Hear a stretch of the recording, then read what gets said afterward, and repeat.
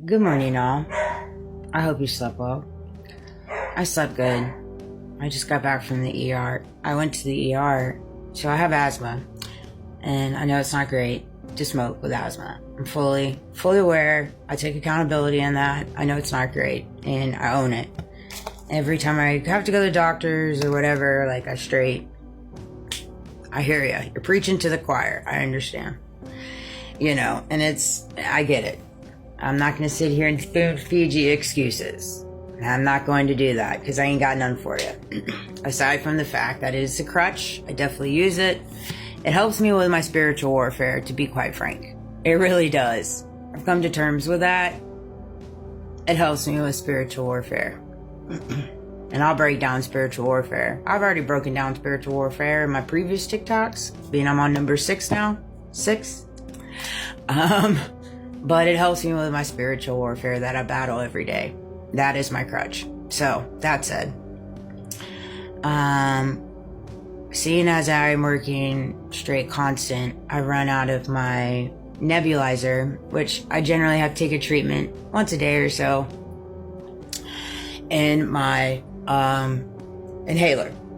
And I don't have a primary care physician, to be honest. I don't. I haven't had the best of luck with doctors. I just haven't.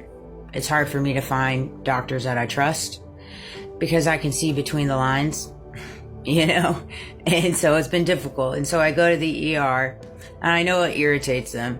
I can pick up on that energy, and I get it, to get my refills, and my lower back is bothering me. And so I went this morning because I didn't want to be put in a position and not have any medication for my treatment or my inhaler for the next couple of weeks. And this was the only time that I could go, really. And my lower back is really, really bothering me. So I called out of work today. And it's one of those things, it sucks because I hate it. I hate putting them in a bind, but I have to take care of my body. I have to take care of my body and my mind, particularly for my next week coming for my new job, because I'm really locked in with it, and it requires me to be, present in the mind. And when people go and hit the bag, mentally it's draining, and that's another thing, that came to me.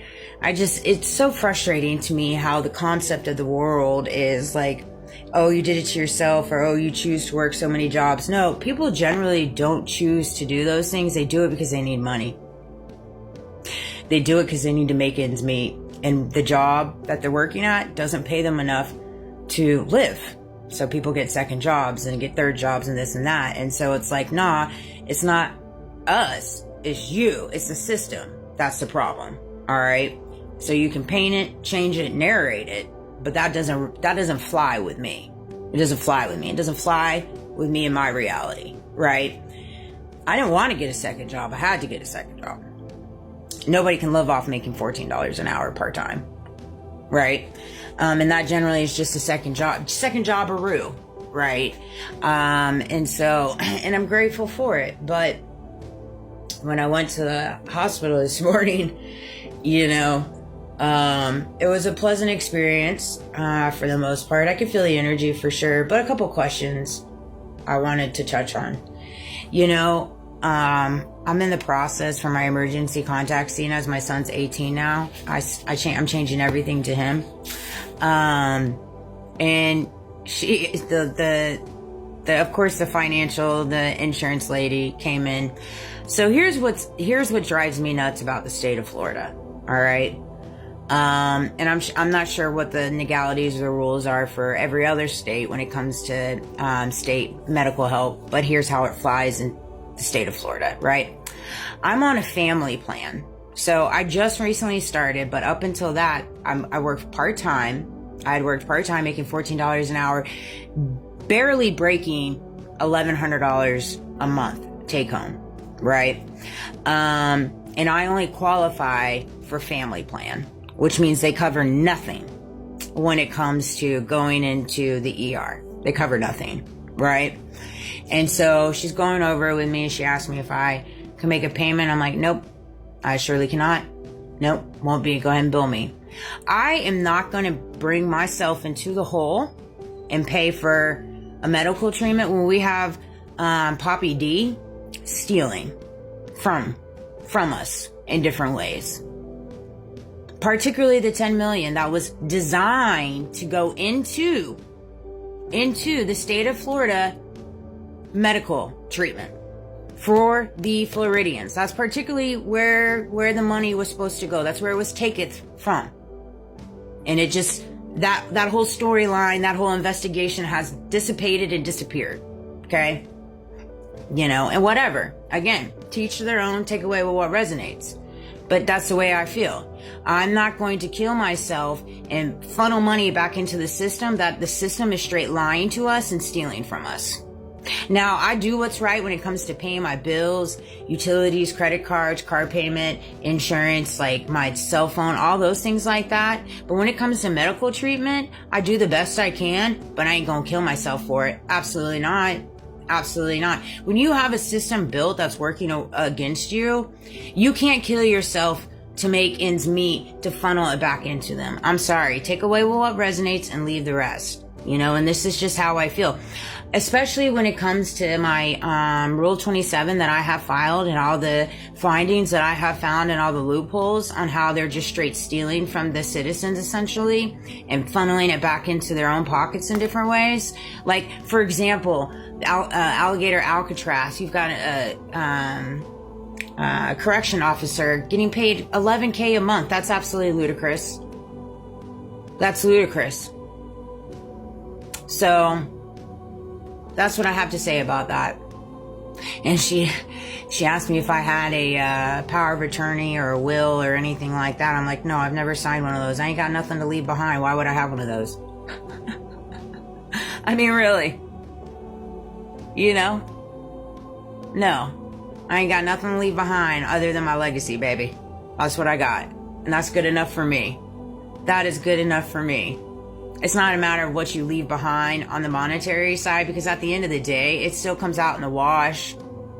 It comes out in the wash. Imagine somebody that has billions and trillions of dollars, right? They pass away. What do they think that's going to happen to that billions and trillions of dollars that they leave behind?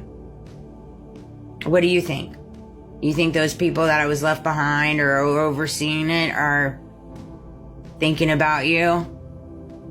Carrying your legacy with a moral compass, depending on how you made that millions and trillions of dollars? That's what a legacy is to me. Your moral compass follows suit by the legacy you leave behind. And that goes spiritually, mentally, physically, emotionally, energetically, monetarily, what you stand on. And generally speaking, when you create a foundation, when you create money, right? When you create whatever it is for the billions and trillions of dollars, this is how I operate. This is how I think. If you build it without a moral compass, when you leave this world and you go on to heaven, Lord, I pray and hope so for you. Who knows? Depending on what seeds you sowed, could be a different story for you. But depending on however your moral compass is set based off the seeds you sowed in this world is going to be the trajectory of your legacy you leave behind. It's going to be your legacy you leave behind. So if you're creating a foundation monetarily right now as you live, and it's not built on morals and a moral compass or ethics, it's going to fall when you leave. And that's going to be what you left behind. If you really think about it, if you think about the brass grass of it, if you get down to the nitty gritty of it, and I hope this video resonates, but that's just the truth. And see, for me, it's not the material, the money I leave behind, but it's my legacy. It's what people know, what I stand on. When it comes to the system, when it comes to this and that, like I'm not unaware of all of that. Of course I'm aware of it. But I stand on my truths. I stand on my authenticity. I say what I say, and I mean what I say. And I'm raw as a book. I'm wide open. I'm wide open. And it feels good to be that way. That's why I walk so freely. That's why I walk in my freedom. I carry no chains. I've created freedom in me with God. And it's a beautiful feeling, and everybody deserves to be there. And I'm trying to help everybody get there. But you have to own your truths, accept accountability, and be raw and transparent and